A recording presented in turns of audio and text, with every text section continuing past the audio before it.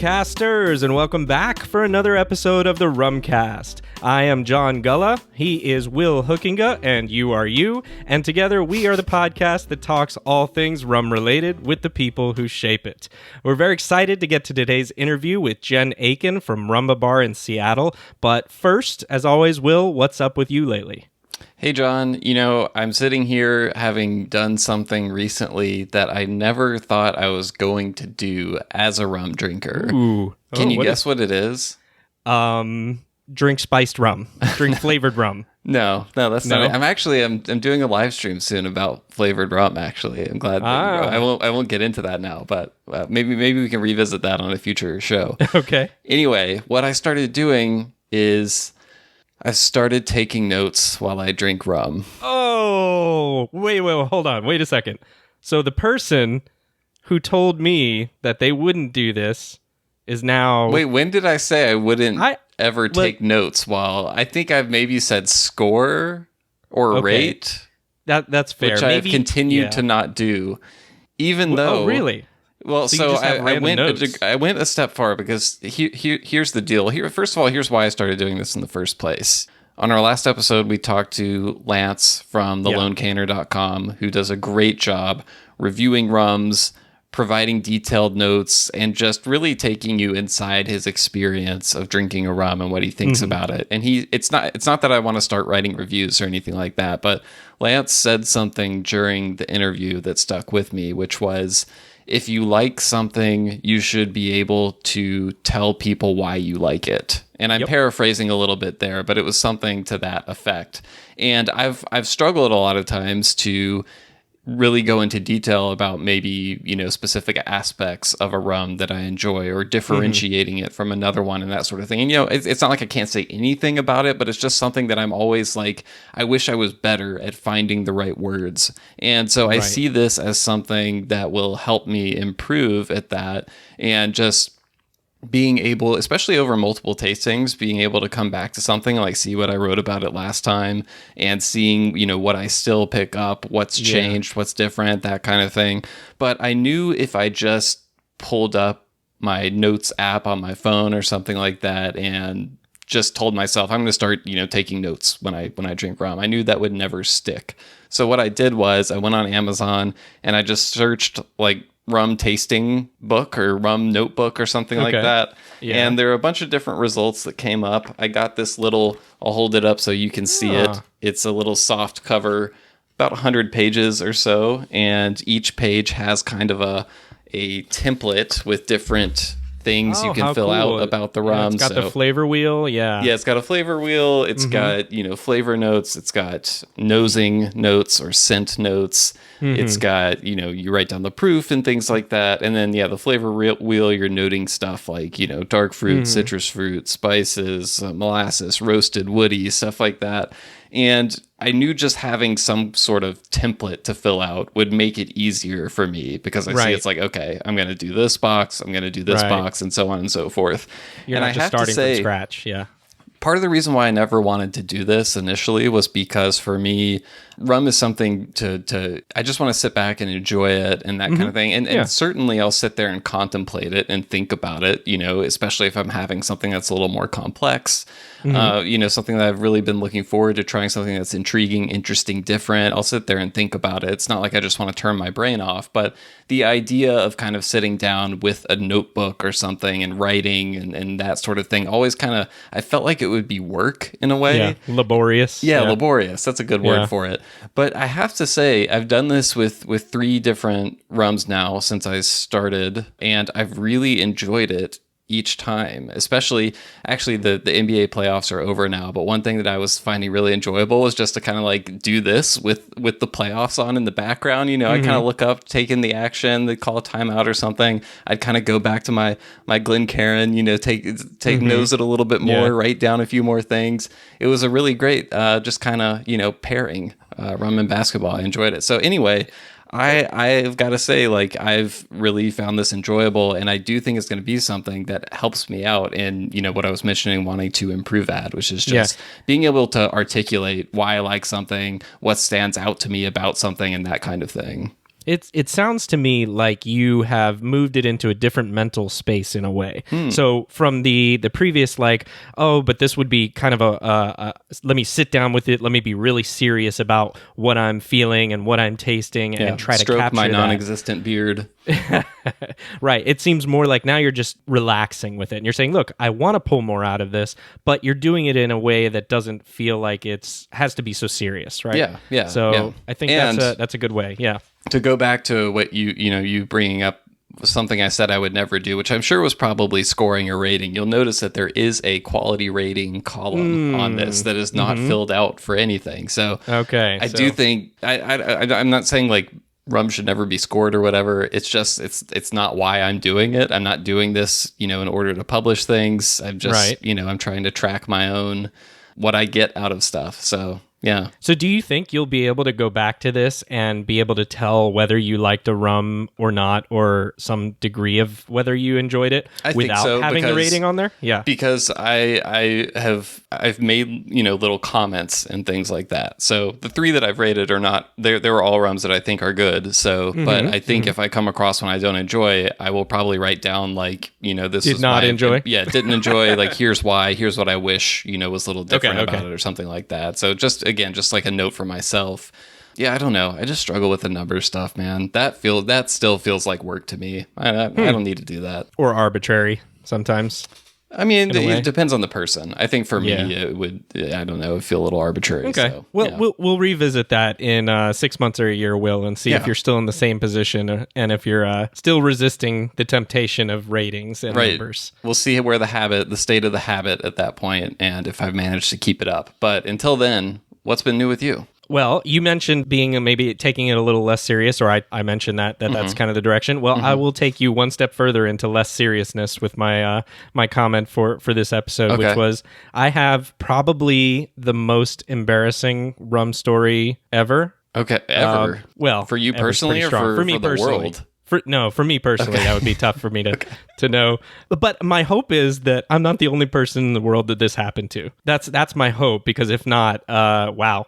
So here's the thing. Obviously, listeners know I live in Miami, so there's a heavy Spanish-speaking influence here. Yes. From various countries. And so when you go into rum shops here in Miami, you're seeing quite a bit of the Spanish style, or however we want to say, Latin American influenced rums here on the shelf. Well, I haven't told this story on the podcast because it was so embarrassing before, but I figured, you know what? I'm going to man up and I'm going to do it now, and I'm going to tell this story. Well, when I bring it out in front of millions of people the first time you tell it. The millions of our listeners. Exactly. So when I first started getting into rum, coming from bourbon, I would go to a shop and I would just stare at all the bottles because I was trying to learn and figure things out.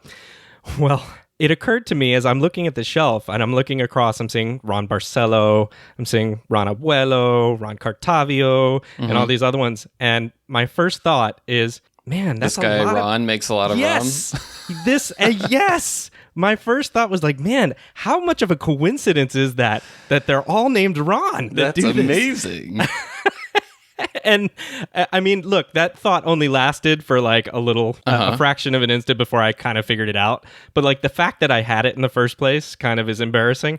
Well, I mean, I think even though you're in an area where Spanish speaking is so prevalent, I don't know that's still like, that's not one of the vocabulary words you learn in Spanish class growing up as a kid. For certain. So, that's a good point. Thank you for that and for defending me, Will. I appreciate that. Or house or, I'm picturing like the little Spanish books we had in school, where it's like showing a kitchen setting and it has all the little vocabulary words and stuff like that. Yeah. Like rum wasn't in there. No, it was not. Thank you. And I do know a fair amount of Spanish words. I'm not very good at speaking Spanish. I'm much better at understanding it. Right. But yeah, so this word, like you said, Ron, it's never come up before, and never really been in my lexicon, generally speaking. Like I've only known rum, and heck, at that time I didn't even know rum with an H, right? So I just had no idea. So I'm looking across the shelf, and that was my first thought and my most embarrassing rum thought ever. So there you go. It's now public information, and people can laugh at me. And this is what it's all about, though.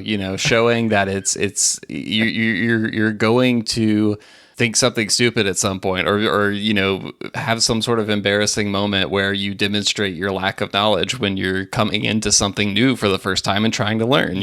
So you get up, you dust yourself off, you share your embarrassing moment on a podcast so everyone can hear about it, and you just move on with your life. But I like that you're bringing back a story that is years old now at this point. Well, it came up partly because with our conversation with Jen, we do talk about the spectrum of rum across the board, and how you have people that are completely green with rum, they don't know anything about it, and then all the way to the very rum geeks or rum nerds like us now. So, that's what got me thinking about it, was that, I was a rum noob at some point and didn't even know that Spanish was wrong. So that's where it came from, and it really is a great interview. I'm excited to share it with people today. And Jen is a wonderful person to talk to, and so well educated with rum and being behind the bar. And so there was a lot of good stuff I thought from the interview that I think will be fun to share with people. Yeah, definitely. I think some of the things that I appreciated about it is just getting that perspective, because it's cool because she has a variety of ways of looking at rum.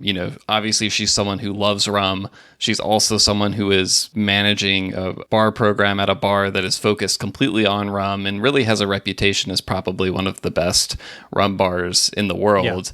And so she, we talked through a lot of the ins and outs of what it takes to put a program like that together, to manage it, to the tough choices you have to make in terms of products you're going to carry and things like that. And we also talk a little bit about the new bar next door, Inside Passage. It was cool to get some of the details about the opening of that. And so I won't spoil too much of it, but if you like rum and you like hearing from interesting people in rum, I think you're going to enjoy this. If you're listening to our show right now, there are 6 words about rum that are likely to catch your eye: single barrel, cask strength, and no additives. Those 6 words are the whole premise of the single cask rum releases from Holmes Key, the sponsor for this episode of the Rumcast. Holmes Key seeks out the world's best rums and releases them unadulterated and at cask strength in limited editions. Check out their website at homeskey.com to learn more about their new 2021 releases, distilled at places like Foursquare in Barbados, Demerara Distillers in Guyana, Travelers Liquors in Belize, and Clarendon Distillery in Jamaica. Also, you'll definitely want to stay tuned for more exciting 2021 releases coming up soon. You can find out more at Holmes Key, that's HOLMESCAY.com. Now back to the show. All right, so we are here with Jen Akin, General Manager of Rumba in Seattle, which we plan to spend a good deal of time discussing Rumba during the interview. But before we get into that, I know you're actually sitting in another bar right now that is connected to, or I believe you said right next to Rumba, a new bar called Inside Passage that you're only a few weeks removed of opening right now. And I just saw the Seattle Times referred to it as the hottest ticket in town, which is a direct quote from the Seattle Times. So what was the opening experience been like, and how are you feeling now being on the other side of that? Because I know that there's always a massive amount of work that goes into something like that. Yeah, opening was crazy. So I've opened bars before, not a lot, but a few. And there's always, trials and tribulations and things that go wrong and things that go really right. And, that's why you do soft openings and host your friends and family and things like that. And we did that, and that was super helpful, but it went far smoother than I thought it would go. Everything that we do here is really, really over the top. As far as like the drinks go, they're really creative. Very themed with like purpose. John and I were looking at the website before this, and I was like, you have to check out. And like, I paused before I described the I didn't have a better word other than like, I was like, you have to see these vessels that the drinks come in, because I couldn't just call them like mugs or glasses or anything like that. They're like, they're like pieces of art, basically. It's pretty impressive. Yeah.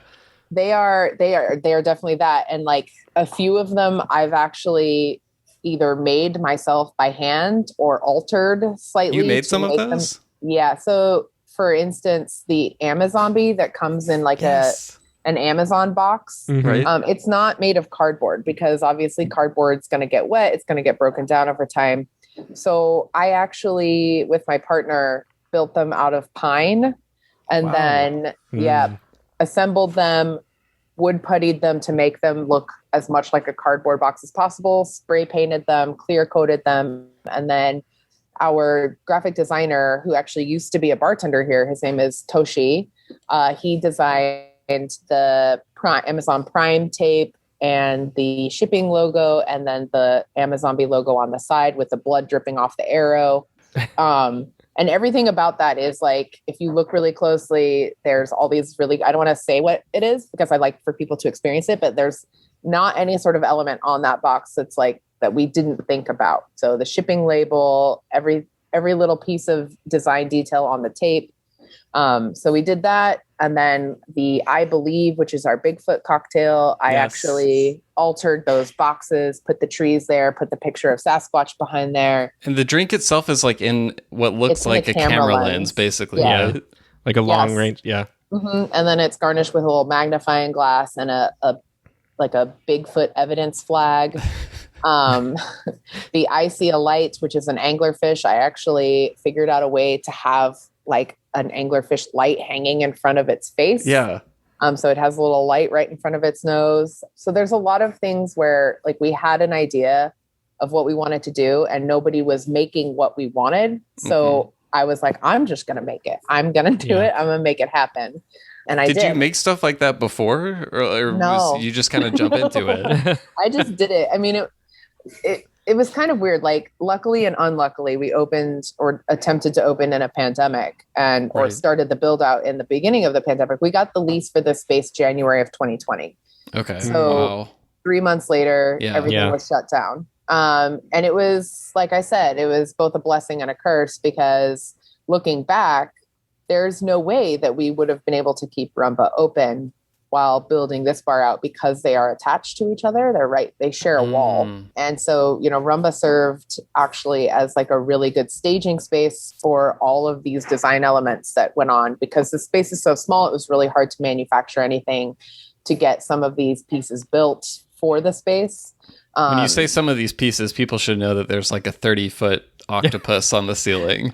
36 foot. 36 foot. Good correction. Divided by 8 feet. Yeah. No, wait, that's a bad joke. The tentacles the longest ones are 18 feet long. And then they range from like 16 to 18 feet.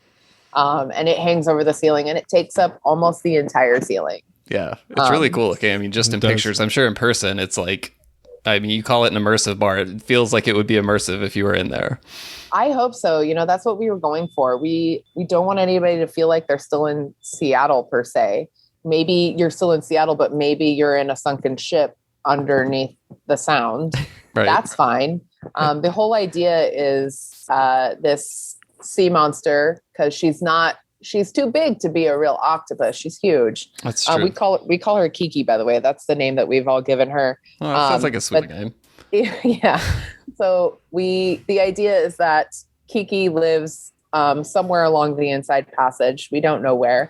And the whole idea is she likes to collect things. She is a collector, perhaps a hoarder, a bit of a hoarder. Kiki the klepto, maybe? Yeah, exactly. And what she does is she grabs whatever floats by and she kind of decorates her little house with all of that. And the idea is we're in her house. That's cool. So she has grabbed a ship, an old ship from the inside passage from many, many years ago. And that has become her home. And then we've decorated it with everything else that she's grabbed along the way. Barrels of rum, little trinkets, maps, et cetera, et cetera. There's plenty of rum on the wall. There's plenty of like sea life that hangs out here. Lots of like really cool lamps. And we're just kind of guests in Kiki's house here. And that's the whole idea. So it is definitely immersive in that we want you to get away, but we also wanted to draw elements from what we know and what is here and like the kind of like beautiful, elusive elements that exist here in the Pacific Northwest as well. And the inside passage is like, I'm going to get it wrong, but it's like the body of water like runs between Alaska and Washington, correct? So it doesn't refer to the water. It actually refers to the inlets and actual. It is an actual passageway. Okay. Because the coast is littered with just a ton of really cool islands all the way from Seattle. Actually, I think the Inside Passage goes. It might be just Seattle to Alaska, but so that's what it refers to. Is that actual passageway, and it kind of has like many meanings, because you have the Inside Passage, which is the Pacific Northwest, reference of all of these little passageways with the islands. And then also you have the Inside Passage inside of Rumba. So you walk into Rumba and have to pass through Rumba in order to get here. So it's our homage to a really cool element of of Seattle, of the Pacific Northwest, and then also to how the bars relate to each other as well. That's really awesome. And you mentioned Rumba, Jen, and obviously most people in the rum world know you through Rumba and your work there. So for those that haven't been there, how would you describe the Rumba part of the bar here? And how did you find your way there in the first place? I describe Rumba as like a very, very beautiful, fun Caribbean rum bar, like at its very core. Everything that we do here, the decor, the food, the cocktail program is all geared towards celebrating rum and celebrating where rum comes from. Mm-hmm. So, we draw a lot of influence from classic rum cocktails. The daiquiri is the cornerstone of our bar program, but we also like to highlight rum in ways that people don't necessarily expect. So, we have a really delicious old fashioned on the menu. And, the comment that I get all the time is like, oh, old fashions can be made with rum. Absolutely they can, and that might not seem so like crazy, out of this world, over the top, wild to people listening to this podcast probably. But for a lot of the guests that come in here, it's this really lovely learning moment for them as well. Yeah. I've sorry to interrupt. I made this observation the other day. I was at a bar, and I've just kind of started getting back and like going to bars in person, which has been really lovely to be able to do.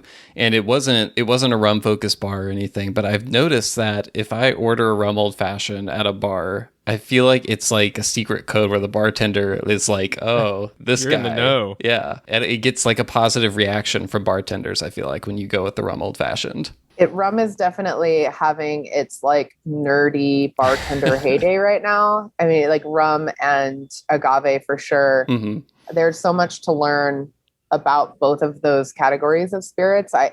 Those two are the most similar as far as the amount of information, diversity within the category. Mm-hmm. As far as like all of the spirits, if we compare all of them, you don't have a lot of differences within the categories of like vodka, gin. Obviously there's differences, but not nearly as wide a breadth as rum and agave.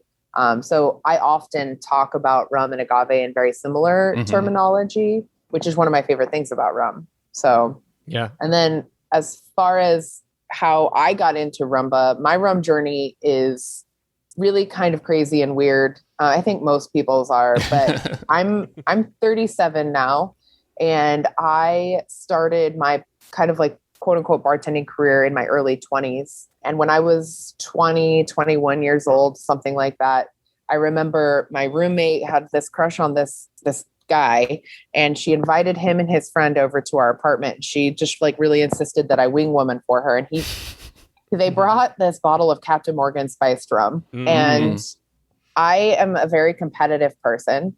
So what happened was they were like, let's take shots. Let's do a shot. You're 20 and you're stupid. I was really dumb when I was 20. And I was like, yeah, I can kick your ass. I can totally take more shots than you at this thing I've never had. And so I did that. And I did win. I will say I did win. Will not be defeated. I didn't win in the end, in the long run. I very much lost. And I was sick, so sick. I felt horrible. I still, to this day, that was, oh gosh, like many years ago, 17 years ago. And I still, to this day, cannot open a bottle of Captain Morgan spiced rum and not feel completely queasy, sick. Like it just, I can't. Yep. And so I didn't actually drink rum for like 9 years after that. Mm-hmm. And the first time I actually gave rum a shot was at Rumba, sitting at Kate Perry's bar. And I had just moved to Seattle. I had moved to Seattle the year before. Rumba had actually opened the year before. It was 2012 that Rumba opened. This was 2013 that I came, and I met Kate for the first time. I'd been bartending in Seattle for a year at that point, and everyone was like, "You're a badass female bartender. You really have to know Kate Perry." Yeah. And she works at Rumba. It's a rum bar. And I'm like, I don't know. I really hate rum. And they're like, you won't after you meet Kate. We promise. So I came in and I sat down and I was like, hey, I hear you're somebody I should know. And I hear that you're going to convince me that I like rum because I don't like rum. And she's like, yeah, we're going to work on that. And she put 3 rums in front of me. I think I started a rum map, and I think she started me in Panama. She was like, we're going to ease you in really gently. Makes sense. Yeah. And I was converted. After that. You know, I had been a bourbon drinker. I really loved tequila at that point. I was really into everything except rum. And at that point I was sold. And I don't know what happened. I don't know if it was rum itself, Kate, Rumba, or just probably the combination of all 3. Yeah. I became obsessed. That's like an amazing setting to be introduced to rum properly, is at Rumba with this amazing selection of rums with Kate Perry as like your tour guide into the world of rum. It's pretty great. She changed my life, definitely changed my life, because from that point on, I was like, I have to work at Rumba. This is the only goal in my life now. And I harassed her and Jim incessantly from there on out. And she was like, nobody ever leaves. So I never have jobs I don't have a job for you.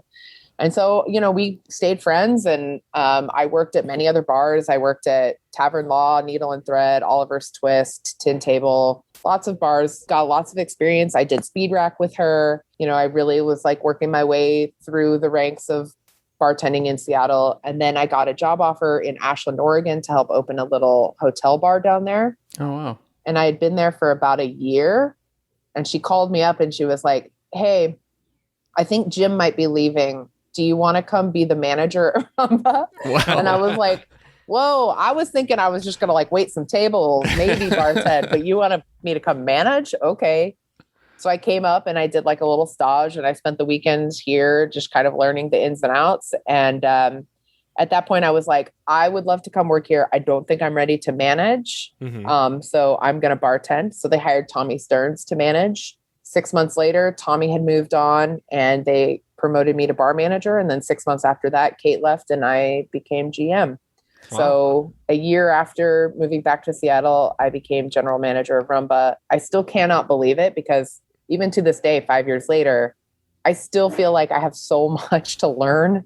And I every day is challenging. It hasn't gotten any easier in the sense that I still am working really hard to keep my knowledge up, make sure I'm doing right by my boss, by my employees, and my guests. There's a lot of moving parts at this bar, and I'm just constantly striving to do the best that I can for this place, because more than anywhere else, I'm obsessed with this bar. I absolutely love it. Like I said, it's changed my life, opened up so many opportunities for me. And I still love rum as much as I did that moment I sat down at Kate Perry's bar. So that's awesome. Living the dream. Awesome. Truly. When you talk about still working really hard to keep your knowledge up and things like that, what are some ways you do that? Is that a matter of really trying to get out there and experience other bar programs? Is it studying rum? What are some ways that you do that? I think it's all of the above. As you guys probably know, there is unfortunately a severe lack of information about a lot of rums out there. And to me, it doesn't matter how much I read about a rum or a distillery. I won't know actually what is going on at that distillery until I visit, or until, I've heard from the mouth of the distiller themselves. It's really hard to look at somebody and be like, hey, I know exactly how this is made, despite the fact that no one's ever been able to tour that part of the distillery. We don't actually know if that's true. No one can confirm what kind of still they use. No one can confirm if they're using that distillate in this. No one can confirm if they're adding sugar or not, all of these things. And so for me, knowledge is about just learning as much as I can, talking to as many people as I can, and being a part of like all of the Facebook groups, making connections, reading everywhere that I can, knowing like which parts of the internet are going to give me good information and which aren't, because there's so much like contrasting information out there. Yeah, that's a skill nowadays. Yeah. Yeah, absolutely. Like when I'm training my bar staff too, I'm like, here's the places where you look for information. Everybody has to read And a Bottle of Rum. That's required reading for my staff. Yeah. And then honestly, everybody should read Potions of the Caribbean as well. Yeah. It's a really good history of tiki. And then I tell them, all of Matt Petrick's articles have so much information, just like baseline information about distilleries, styles of rum, things like that. So I always tell them to kind of check out what he has written. And then from there on, it's just kind of like you're on your own.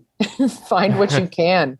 It's funny that you bring that up, just because our last episode we had on Lance Surajbali, who writes the lonecaner.com website. That's another one that I send them to. And he has so much, like Matt's website is like this in a way too, where it's like the only place on the internet that has this specific piece of information about, this brand or this bottle or this distillery. And we were just talking with him about how much known unknowns there are out there in the world of rum right now, and how we need more people to be finding out this information and preserving it and making sure we don't lose it, because it's so easy to lose that stuff. So that's really cool. Yeah. Lone Caner. Me and my staff were talking about Lone Caner last night as well. Nice. As far as resources, really good resources to look to for information. And then other than that, I always look to my peers in this community. And by this community, I mean the bar community at large. I'm very lucky to be networked with a lot of people all over this country, as well as in other countries, thanks to this bar and things like the cocktail apprenticeship program through Tales of the Cocktail. So constantly making sure I'm staying up to date with knowledge outside of rum. I do honestly sometimes think about what it would be like for me to leave Rumba and go work at a bar that's not a rum bar. Yeah. And just be like, I have so many years of experience, and I've been general manager of this incredible bar, and I've done all of these amazing things. And yet I feel like I'm drowning at a bar that serves more than 10 bourbons, because I'm so out of the world of everything else that I would really have to go back and brush up on all that very specific knowledge. So I think it's just, learning from wherever and whoever you can. I learn from my staff all the time too. So there's never a lack of information out there. You just have to know where to find it, and you have to be open to listening to wherever it's coming from. So Jen, I'm in Miami, Florida, so I'm about as far away as you can get in the country from you, unfortunately, and I have not had the chance to experience what Rumba is like yet. But when I knew we were going to be interviewing you, one of the first things I did was go find the rum selection list at Rumba to look that over, and I was expecting it to be pretty, extensive.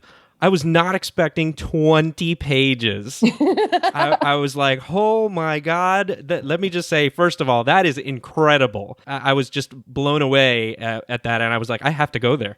I love that it's all online too. Yes, because some places, even rum bars, you won't necessarily see that information. So that was really, really cool to see. But for us, obviously, our rum geeks like us, there's no end to the number of rums that we want to see on a rum list, of course. But you as a bar manager, when it comes to carrying expensive rums for neat pours, how do you prioritize what to carry or what you want to seek out? And is there a point at which that list becomes just too long, or do you just say, you know what, let's make this as long as possible? That's a really good question. And honestly, if it were up to me and I didn't have to do inventory every month, I would say, let's just buy all of it. If money weren't an issue and I didn't have to spend 8 hours doing inventory once a month, I want all of it. I want everything that's good and everything that's worth it. Whether it sits on my shelf for years or not. I am we are very, very lucky to have quite a few regulars that come in and they just want whatever we have that's new. They don't care. If it's new, they want it, they want to try it. And so part of my job is really making sure that for those people, I always have something for them to try. It's been a challenge coming out of the pandemic. We were closed for almost 15 months. Wow. And so, I haven't bought any new rum for obvious reasons. It's not necessarily a huge priority for me to have new cool stuff on the shelf. That being said, I did just get a new rum in today, so that's fun. So I at least have one thing for them to try. And then prioritizing for me, we don't have a ton of space. You probably saw pictures. Our shelves are like sometimes 3 deep. So it's all about curation. I have to have rums for everyone. So I have to have all different kinds of styles at all different kinds of price points, at all different kinds of nerdiness. Mm-hmm. So, we have some nerdy rums that are inexpensive and not super hard to get that are really fun. Paranubes is a prime example. Yeah. That's nerdy, weird, different, not expensive, easy to get. And then you have super nerdy stuff that is hard to get for us, like Core from Japan. Ooh, I just got that. It's pretty good. It's really good. I really like it. Do you have the molasses or the cane? The molasses. I wasn't able to get the cane, but no, you have the red one. I have the red label. Yeah. But I want the green so bad now because now I have to try them both. Well, I'm going to tell you, in my personal opinion, the green is better, but I'm also like an agricole style. I read that about you, I think. Yes, you're an agricole minded person. Gotcha. So then I also have to balance, making sure I'm not just buying rum for myself too. That's what I would do if I was in your shoes. So I get it. Yeah. I mean, everything would be agricole at that point. Agricole, Barbados, and Jamaica. That would be. It would be Rumba with an H, right? Yeah. RHUMBA.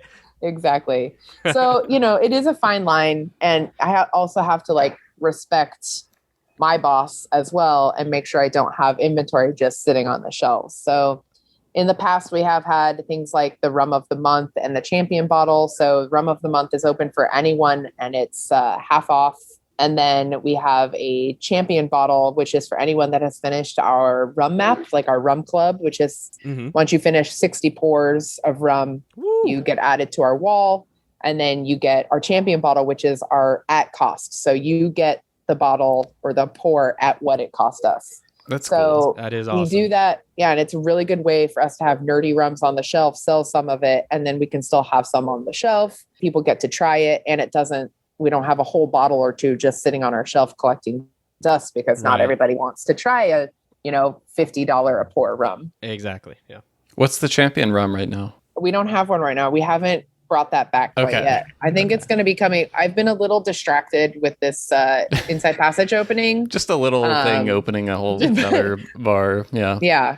But it will be coming back hopefully in the next month or so. We're also revamping the Rumba menu slowly. We cut it back from like a 30 cocktail menu to about a 15 cocktail menu when we reopened. And we're slowly but surely adding cocktails back in. I have, with Inside Passage opening, we doubled our staff in less than a month. In actually 2 weeks, we doubled our staff. So I wanted to not throw at them 40 cocktails plus 20 cocktails at Inside Passage plus all of these crazy garnishes and all this new stuff to learn. Yeah. So I've tried to ease them in as best I can. And now I'm slowly but surely just adding cocktails back onto the menu and getting them used to having 40 cocktails memorized. Yeah. So wow. Was that an easy process of selecting which 15, or was it like you did like an NCAA March Madness bracket and put them all against each other and figured out who the 15 best were? As far as staffing? No. I mean for drinks. No, staffing. Hopefully we don't treat staff that way. I was like, that's been a very inhumane question. I feel for the cocktails on the menu, was it tough to pick those 15, or was it kind of nope, these are our 15 that we're gonna go with? Yeah, so I kind of went with the best sellers pre-pandemic. The ones that sold really well, Makes that sense. were easy to make, that cross-utilized ingredients, so we didn't have to worry about, huge liquor orders and things like that. And then as far as adding new cocktails, I open new cocktails up to the entire staff, barbacks, servers, hosts, anybody who wants to submit. Cool. Because most of our staff actually does have bartending experience, even our barbacks. Mm-hmm. And so it allows them to, have ownership over the bar and have pride in it as well. And basically what we do is everybody submits recipes. We all get together on a day. We make them for each other. We discuss them. We make some alterations and changes, and then we come back in another week with all of those changes made.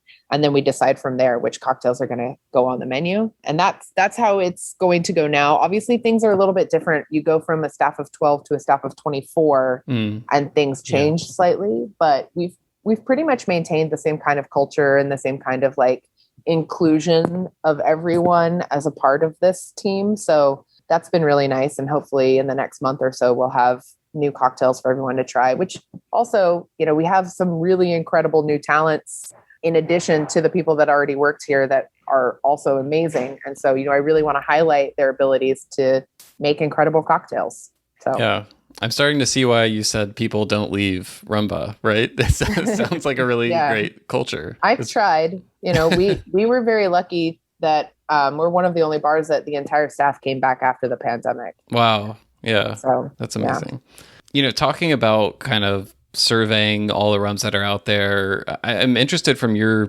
perspective as a bar manager. When you look at everything that's available right now, are there any particular types or styles of rum that you wish there were more of, or like a rum for a specific purpose? And you can factor in like things like price, availability, stuff like that. I think that you know the answer to this question. I'm going to say, and that's agricole. And honestly, it's gotten so much better in the last 3 years, you know, with the introduction of Trois Rivières to this market. St. James is now in this market. I think that it's gaining traction. So for me, that's really nice to be able to have, you know, multiple different affordable bottles of rum agricole that I can offer people and put in my cocktails. And then otherwise, you know, what's crazy is there's, to me, only one Smith & Cross. There's nothing that replaces Smith & Cross. It is truly the workhorse of the bar. We put it in almost everything. I have in the past referred to Jamaican rum, especially Smith & Cross, as salt. Something that you can throw a little bit into just about everything, and it just kind of amps that cocktail up a touch. I really like having a little bit of that proofy, like Jamaican funkiness in virtually everything.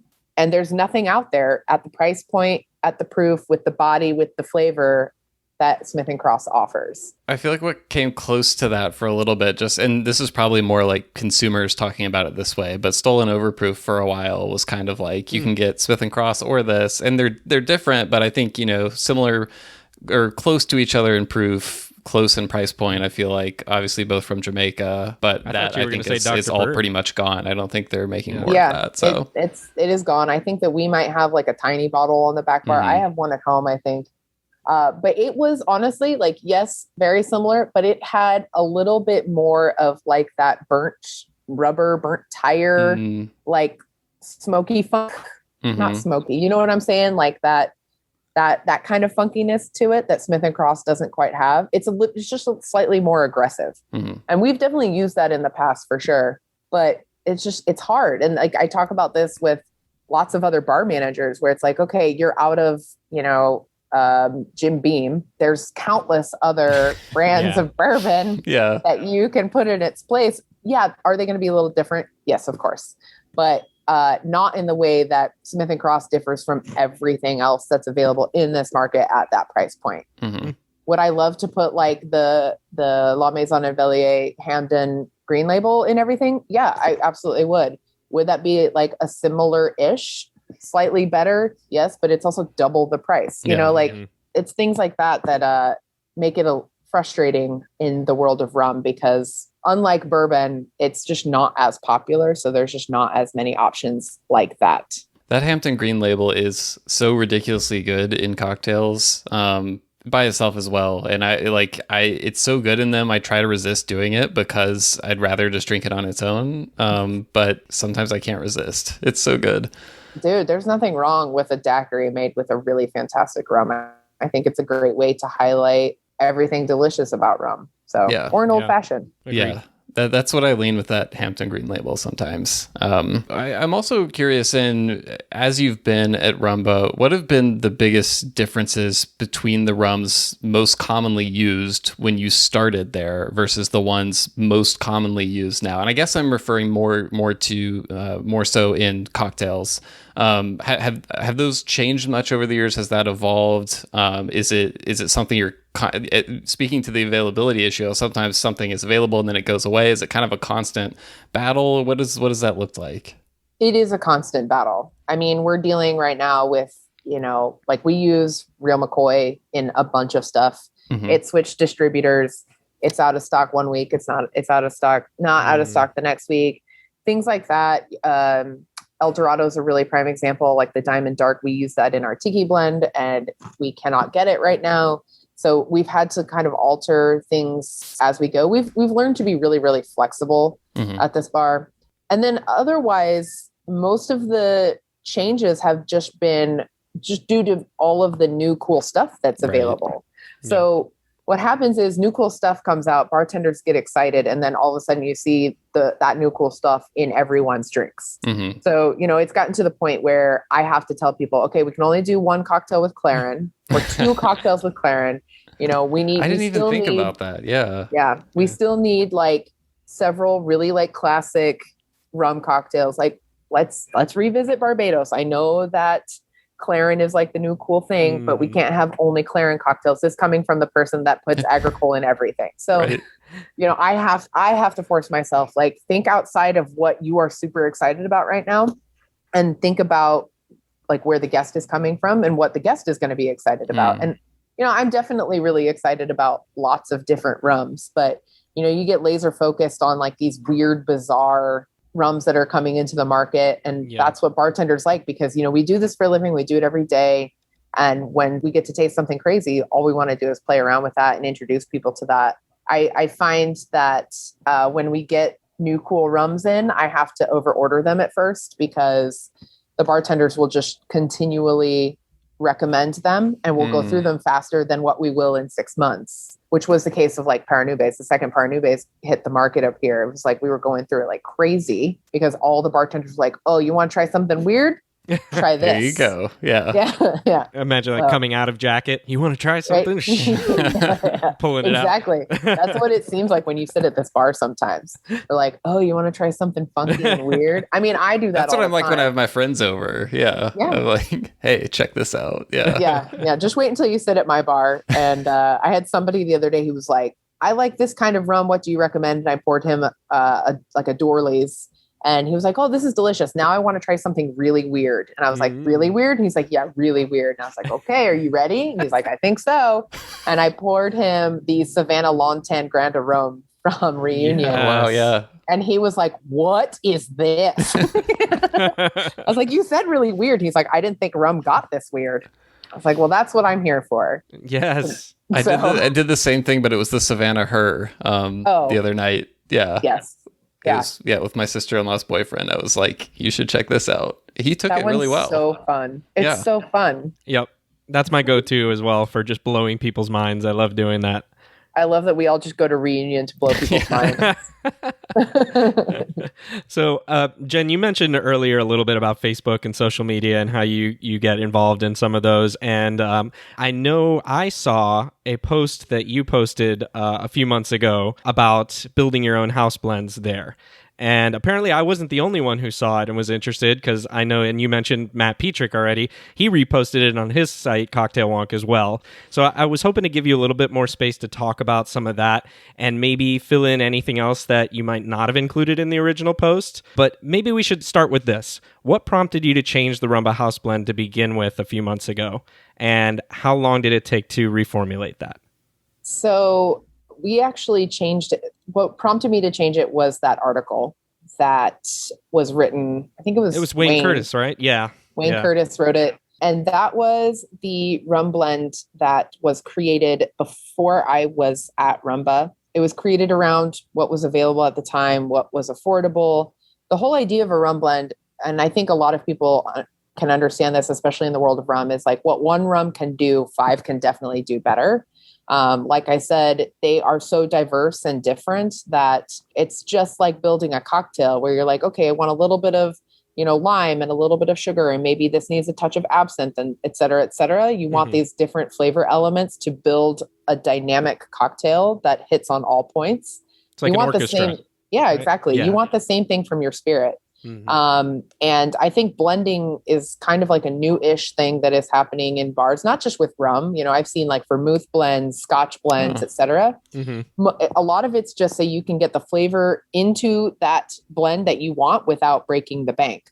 Because we would all love to use Ardbeg in everything, but that's expensive. So how do we make something that is affordable, that gives us all of the things that we want from Ardbeg or Lafroig or something like that, while still making it affordable for the guest. So for us, that's a big element of it. You know, if I could, I'd use Probitas in all of my daiquiris, but that would be a fairly expensive daiquiri here in Washington State.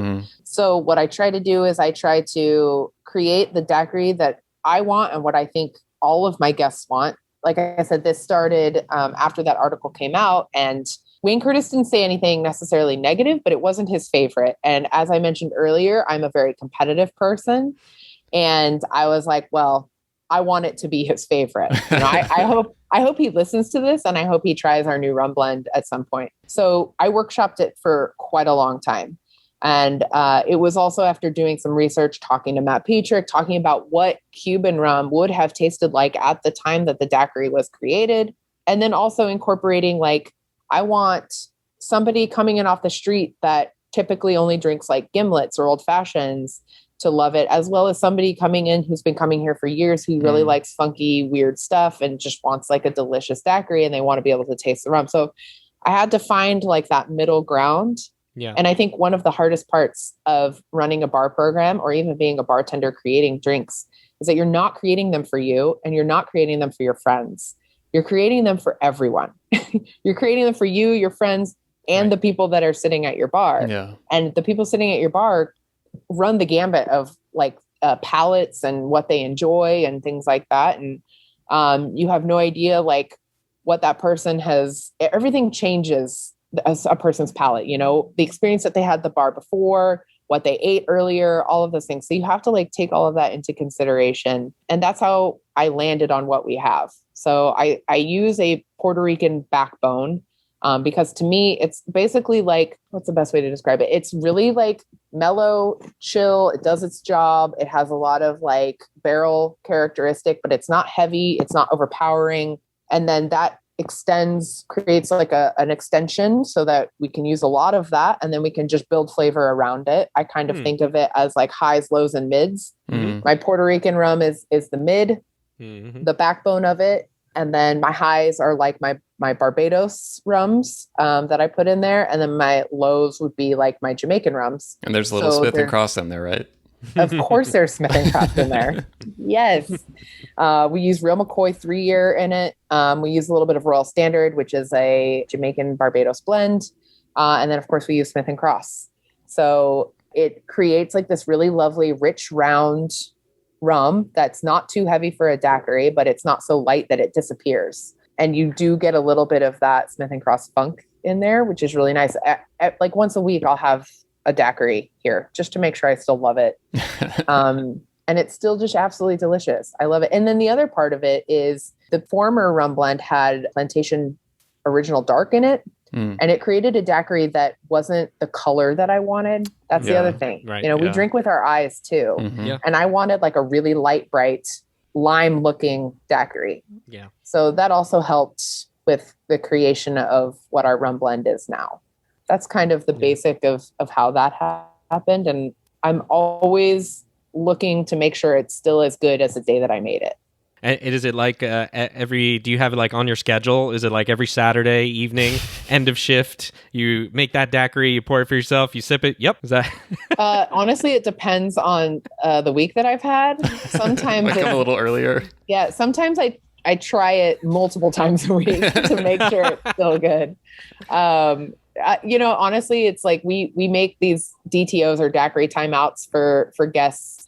For regulars, for people who have completed their rum map, etc. And at the end of the night, because we just take one daiquiri, split it in two, and occasionally at the end of the night we'll have one left over, and I'll just be like, okay, well that's for me then. That's mine. Yeah, I thought somebody got in trouble or something with a daiquiri timeout. That's like for us with kids. That's what I was thinking. I was like, oh gosh, somebody got in trouble in the bar. Here, go have this. Sit in the corner. Yeah, a timeout is not a bad thing here. I see. Go take a timeout and drink your daiquiri. Be quiet.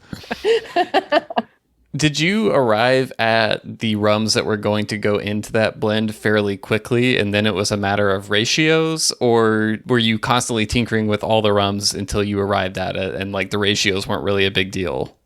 The ratios were a relatively big deal. You have to sit down with the cost of the bottle in front of you, and then you put all of the bottles that you think would work in front of you and you're like, all right, how like logically in my brain, because the way that I do things, even with cocktails, is I formulate an idea in my head first that and what I think it's going to taste like. Okay. And then I put it into practice, basically. So what I did, I knew that I wanted a Puerto Rican backbone. I knew, and like, I'm thinking about like the history of rum and Cuban rum and Puerto Rican rum and all of these things. And, you know, I had like Kate Perry in my ear being like, you know, that they used to use a little bit of pot still in Cuban rum. And I'm like, oh shit. Well, okay. Smith and Cross, come on, bring it on, you know? And so I have like everything there. And, you know, I'm also thinking about the daiquiris that I love, the daiquiris that I've made in the past with certain rums that I think are really good. You know, I have a regular, his name is Reynolds. And one day he came in, he was like, I want a rum bar daiquiri. And I was like, which rum bar? And he's like, I don't know, all of them. Okay, great. Everyone. Yeah, all of them. And so I, you know, was like, all right, rum bar silver, rum bar gold, rum bar overproof. This is going to be delicious. And so I remember trying that and being like, man, that like nice balance of unaged, aged, overproof was really lovely. And then I'm thinking about color and I'm like, all right, I can't have too many dark rums in here. And, you know, I just lined it up and I just started building. And honestly, it took an afternoon. It just took one afternoon of sampling, trying. And then I have a very mathematical brain. And so I'm building in like half and quarter ounce intervals, basically. Like, okay, I know that it's going to be 1 ounce of this. And then I'm just going to quarter half all the way up. And then if a quarter is too much, all right, then I'm going to start with 2 and I'm going to do a quarter ounce there. That way, you know, because an eighth of it, it's silly to try and pour an eighth of an ounce into anything. Yeah. So then it's just kind of like building it out in your brain, figuring out how much of what works, making lots of daiquiris.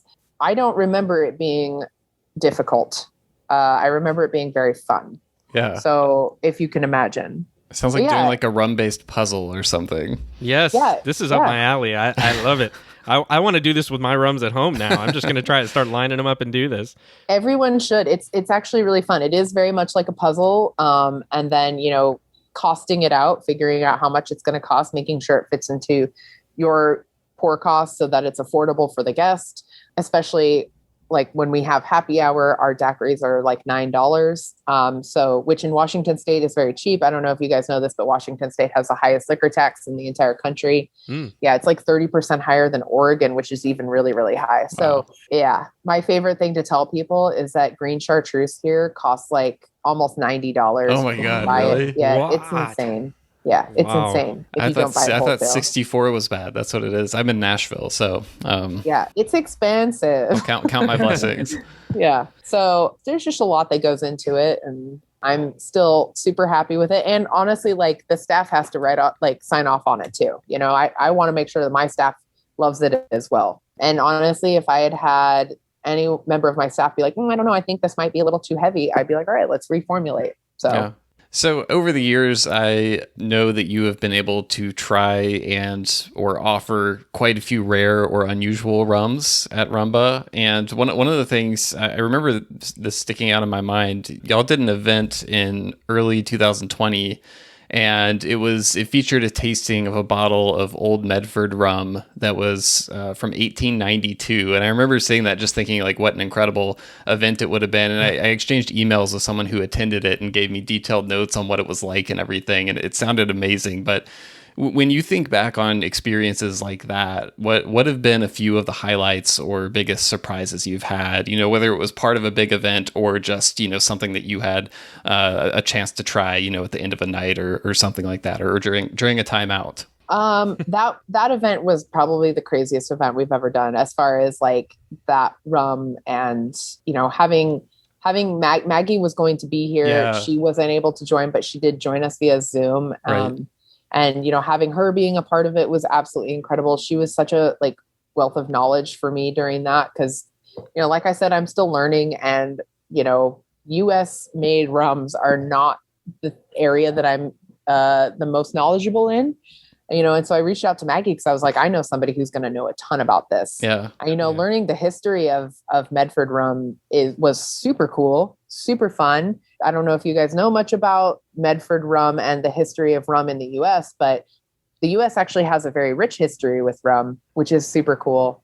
And then seeing people's reactions to that event was just really rad. We do still have some of that rum left.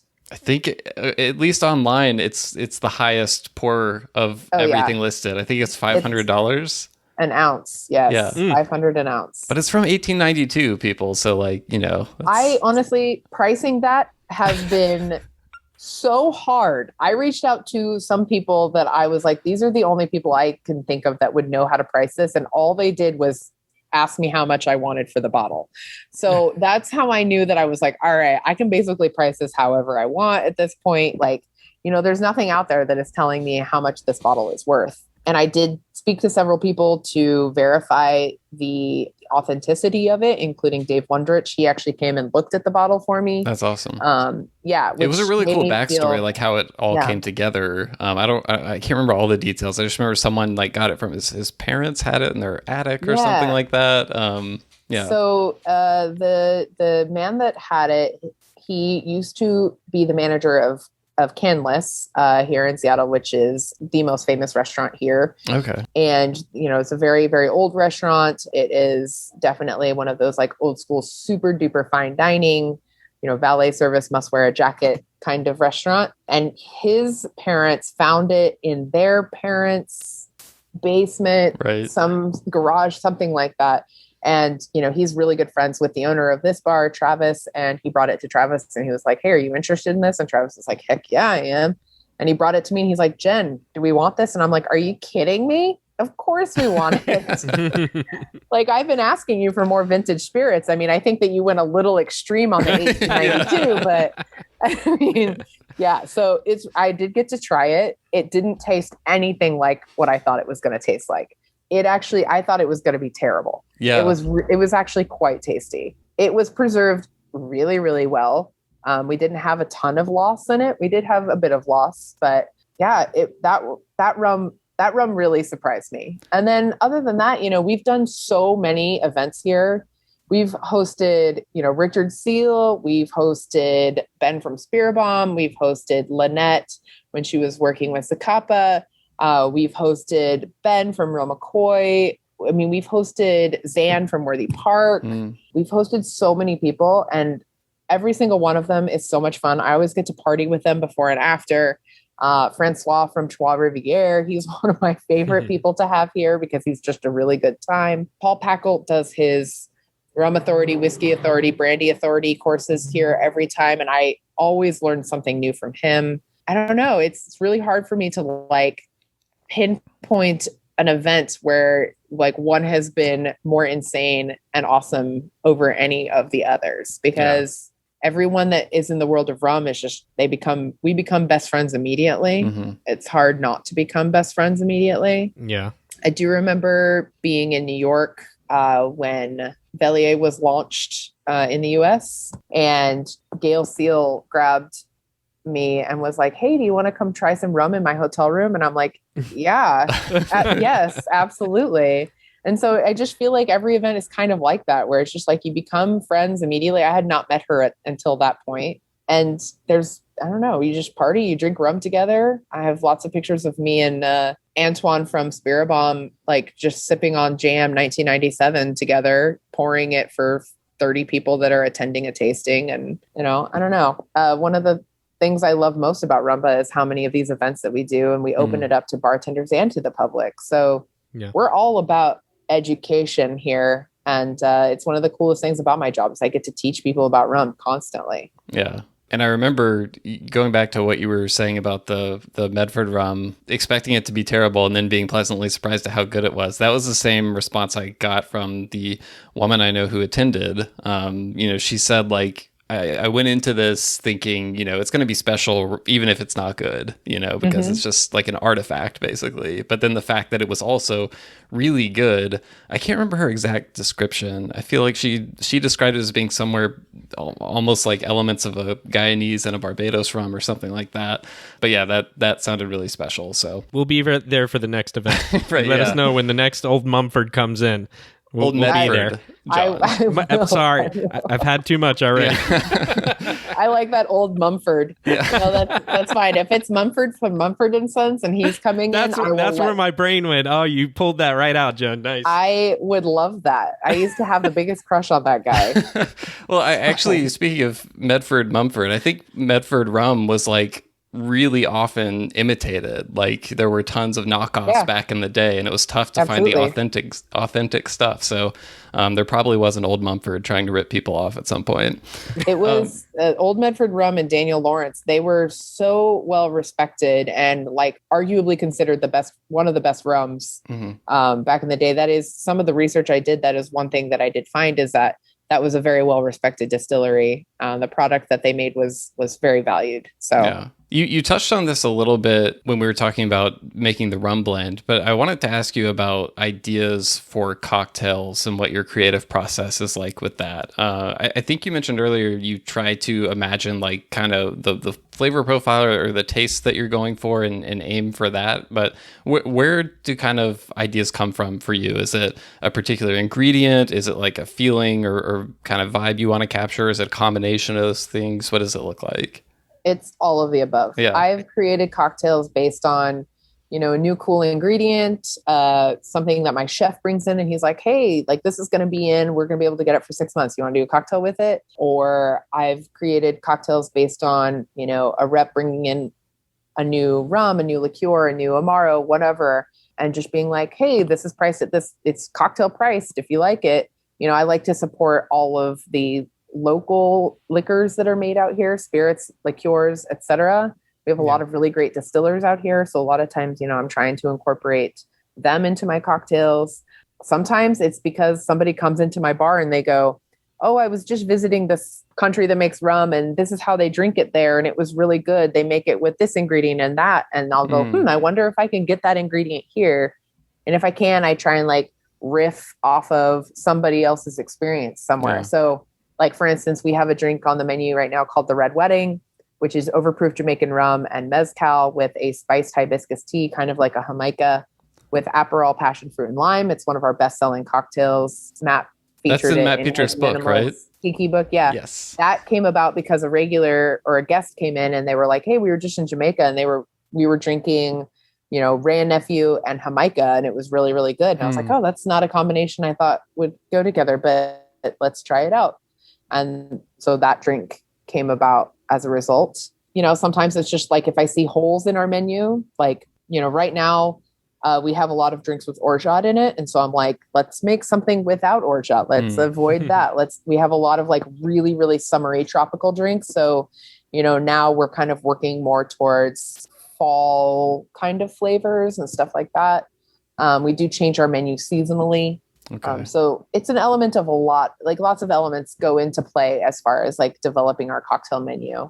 And, because I give it to my staff, the other thing that happens is, my staff has their own experiences and background that come into play with making the cocktails. So that's also really nice. We're all coming from a different place. We all have like this really unique palette and ideas in our heads. So it's nice to see it all come together. Yeah. So I wanted to touch on something that you talked about a little bit earlier and follow up on it. And it was about the types of people that you have coming into Rumba. And I would imagine as a premier rum bar in the country and probably the world, that you have this really big dichotomy of people who are very inexperienced with rum, but say a rum bar and figure, hey, let's try it and see how it is. And then you have the other end, the rum geeks or the rum nerds, like you said, that are attracted to it as well. So how do you manage that huge spectrum of what I would perceive? Is that, first of all, the case, I guess? And then secondly is, if so, how do you manage that?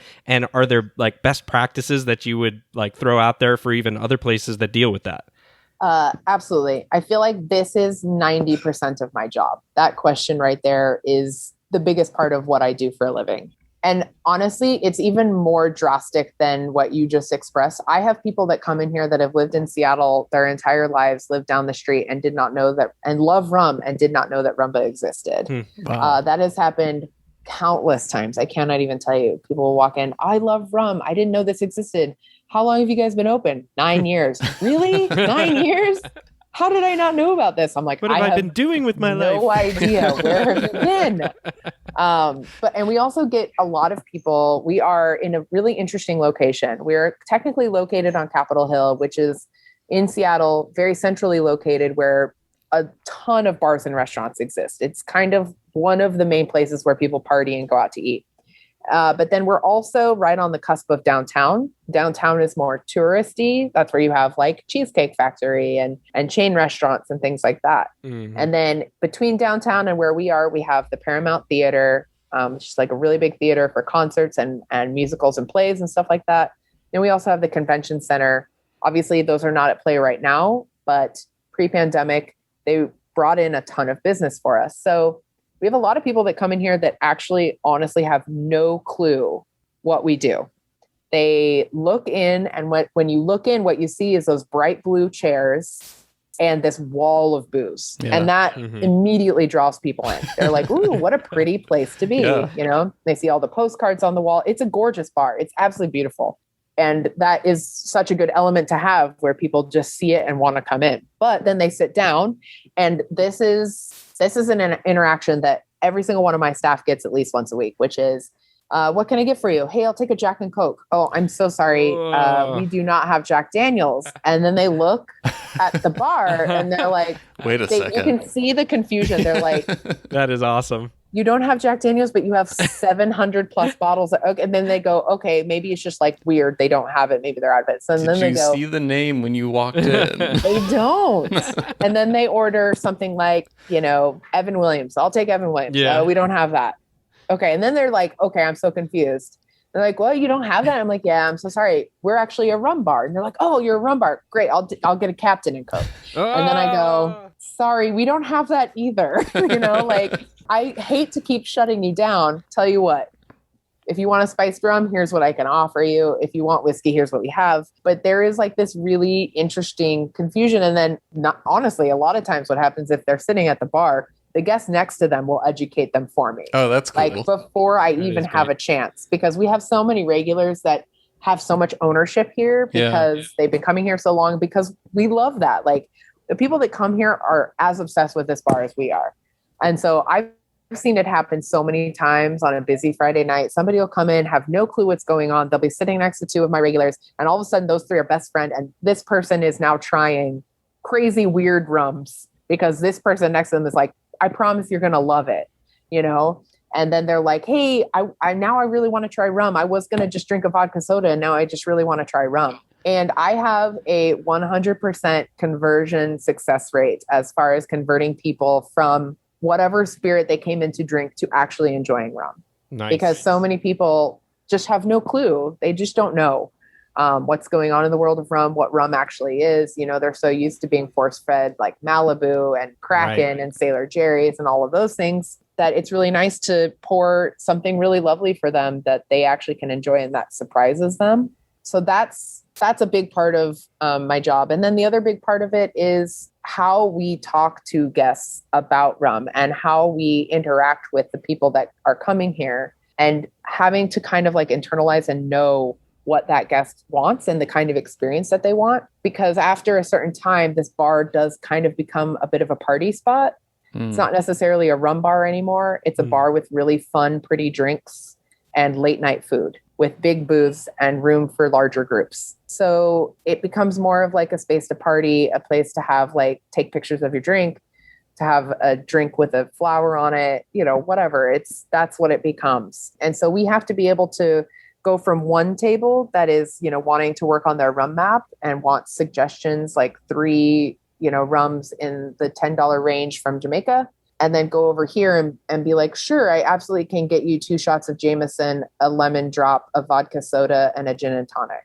Totally. And you have to be able to tough. It is really hard. And, I tell my staff when I hire them, when I interview people, I say, this bar has multiple personalities that all exist at the same time. It doesn't jump in and out of them. It literally is between different tables. And then sometimes you have people that order something that is, like a vodka soda or an old fashioned, and what we do sometimes is we can kind of gauge what they're looking for and say, okay, you want an old fashioned? Well, we do have one on our menu. And they're like, oh, what is that one? And, I'll be like, oh, it's a tropical rum old fashioned. Like, you can make an old fashioned with rum. It kind of goes back to what we were just talking about, and a lot of people really want to try new things. And you just kind of have to gauge how far you can push them. Some people don't want to be pushed. Some people don't want to learn. Some people just want to sit there and drink their vodka soda and enjoy the decor and enjoy an empanada.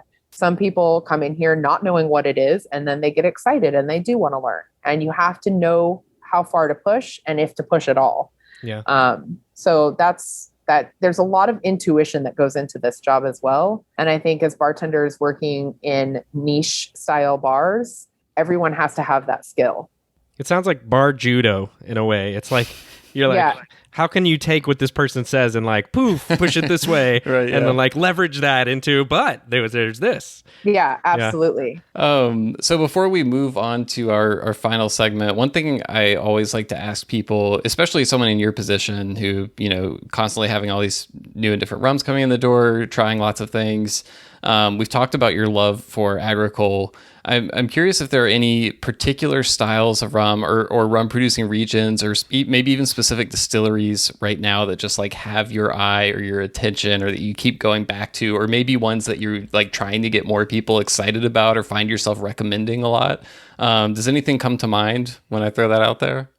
Mexico.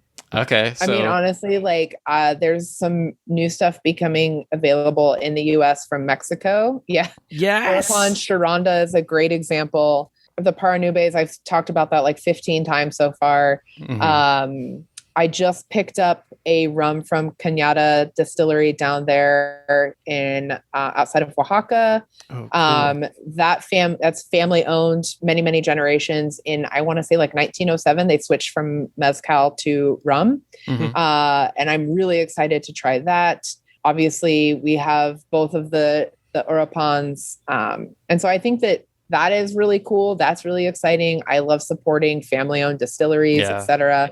I'm constantly looking at brands that are doing really good things, not just in the products that they're making, but how they're supporting their own communities, how they are, just doing things right, putting money where money should go, because there's so much not okay stuff happening in the world of spirits in general, but rum especially. So I just think it's important that we pay attention to all kinds of aspects when it comes to rum. Yeah. So for me, is it ethical? Is it delicious? Is it affordable? Those are like the questions that I ask myself. Mexico's really fun. Japanese rum is really, really cool. We actually have the Tita in a cocktail at Inside Passage right now. Oh, nice. And I love what it does for that cocktail. It makes it so weird. It is so weird. I just got to try Tita for the first time not too long ago. And like I was really like pleasantly surprised by it. I really enjoyed it. It's delicious. The cocktail that it's in has like a yuzu. We do like a yuzu lemongrass. Oh, cool. And lime leaf syrup, and then we do mango, lime, Tita, and then we also throw in a little bit of gin. And then we put kelp in it as well. Oh, wow. So it's like this super savory, really fun, lots of like levels, lots of elements happening. Is it like tasty. Local kelp? It is local. I mean, that's kind of why we put it in the cocktail. We have kelp chips on the menu. Yeah. So we fry kelp up. And basically what we do is we dehydrate the kelp and we grind it into a powder, and I mix it into the syrup. Wow. And it gives it like salt. It gives it just like a little bit of an umami flavor, which is really lovely, which is really fun too, because people come in here and they're like, what's weird? And I'm like, so much stuff. You were in the right place. You want weird? I got you. I love that you brought up Mexico, because we had Francisco Terrazas from Paranubes on I saw that. a few months ago. And he really opened, like he didn't just, stop at Paranubes. He really opened our eyes to how much rum there is in Mexico.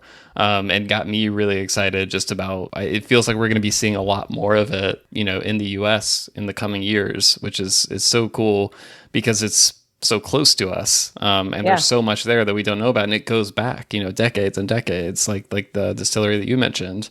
And then when Lance from Lone Canor was on, he brought up Japan, which is the other region that you referred to. So there's lots of really interesting stuff from places outside the Caribbean, which still has so much great stuff to explore that we never get tired of. But yeah, it's just a fun time to be into rum. This is why I say that every single day I'm learning.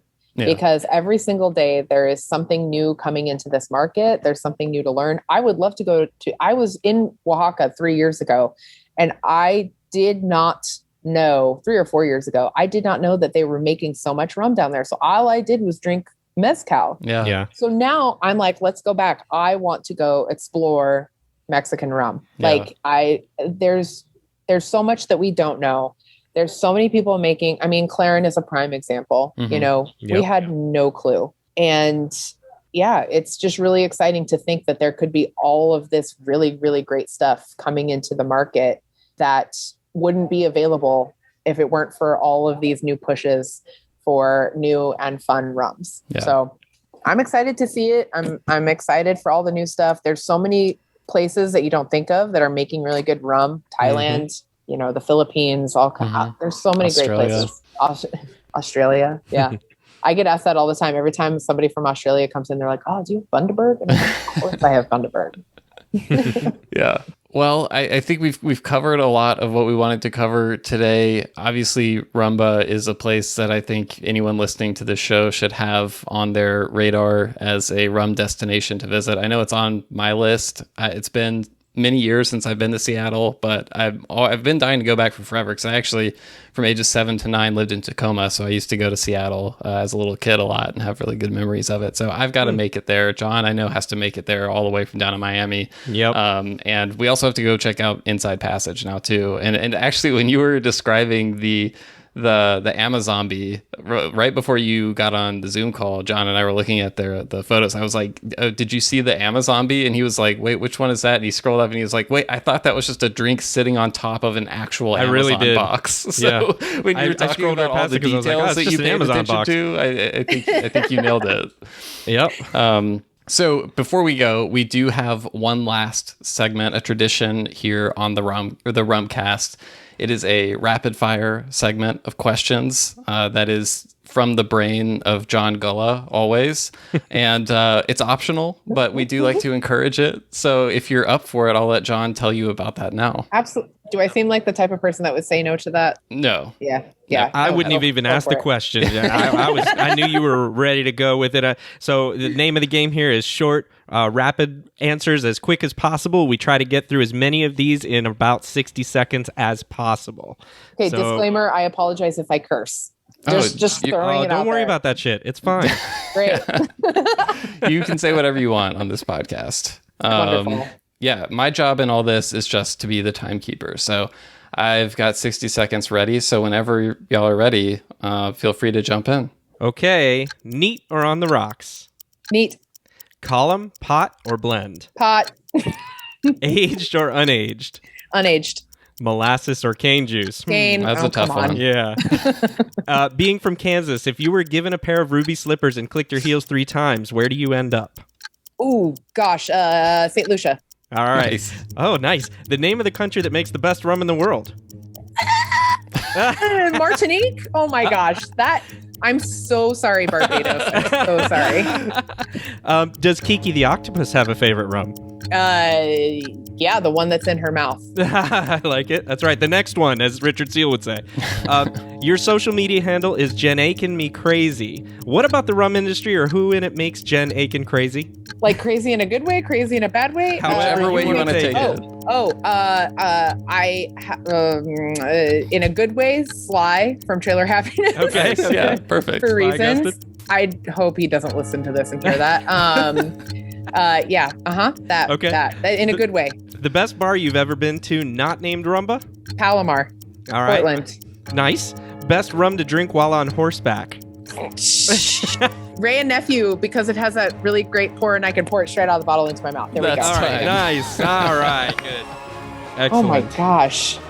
That was hard. We actually, it didn't come up, but I just wanted to point out that I listened to you on another podcast, and I love that you had a horse growing up named the Thunder Rolls after the Garth Brooks song. Yeah, he still is alive. Really? Yeah. Wow. Yeah. The thunder rolls on. So you know what Thunder that means. rolls. You need to get on the Thunder Rolls and have some Ray and Nephew straight I know.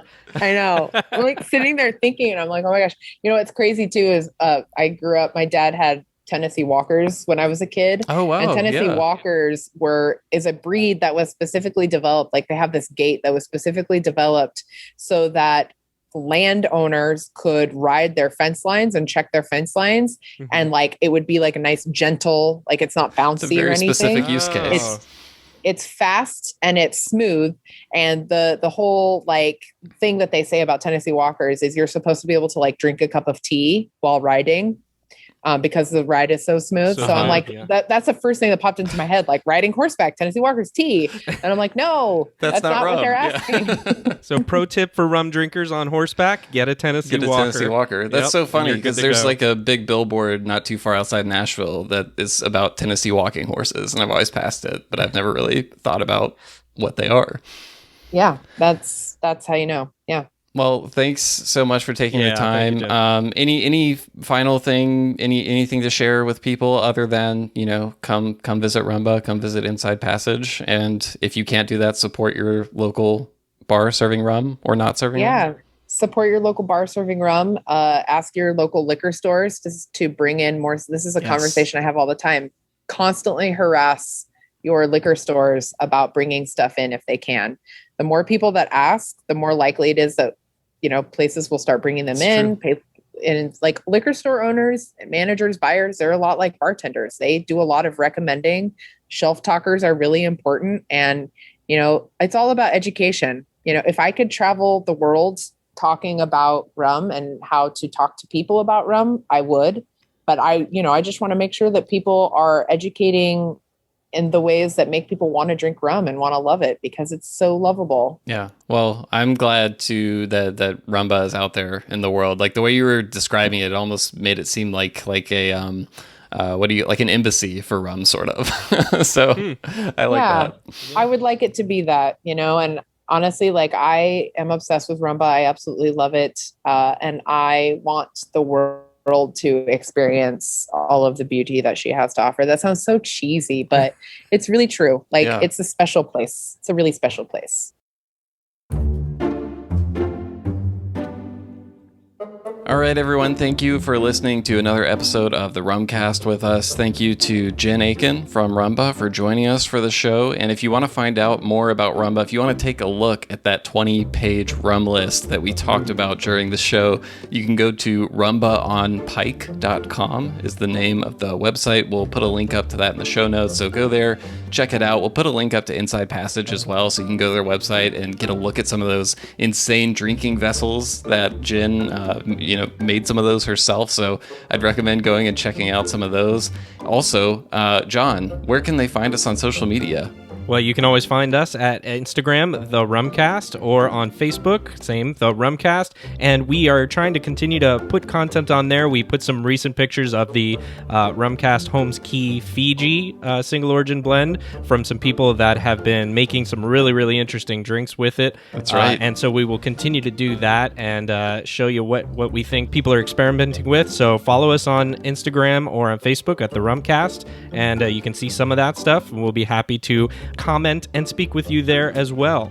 So definitely look for us there. And if you haven't already done so, we would love it if you leave us a rating on Apple Podcasts or Spotify or anywhere you get your podcasts. That's right. We love the 5 stars, but we want you to be as honest as possible with our content and let us know what you like. So, and speaking of, also, why we're mentioning that, we've now talked to Martin Kate from Smuggler's Cove. We've talked to Jen Akin from Rumba. Right. Where are some of the other rum bars from around the world that we should talk to? So let us know. Give us a clue of who you think is next on the list, or one of the greats that we need to talk to from some of these great rum bars across the world. Going on a little tour here. That's right. All right. Well, until next time, I'll talk to you then.